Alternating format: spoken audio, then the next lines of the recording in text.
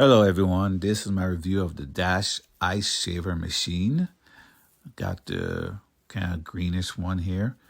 It's pretty small, but it works very well. You take it apart like this, you put the ice down in that area there. I'll show you the bottom where the razor is that shaves the ice. The ice go down in those columns there, then that's the razor right down in there that shave the ice. And you can use different type of ice with this. It doesn't have to be blocks of ice. You can use regular ice from your ice trays or your ice maker machine. Let me show you that now. You can use regular ice like this. You just pour them in here, pour a bunch of them in there so it can make some shaved ice.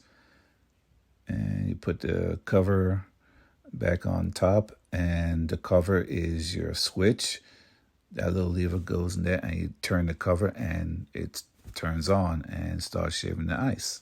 See how nice and small and shaved and fluffy that the ice is coming out there. Let me show you it when it's finished.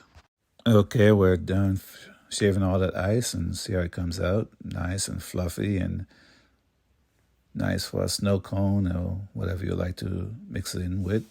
Sometimes I just like to eat it plain just like that. I hope this review helps.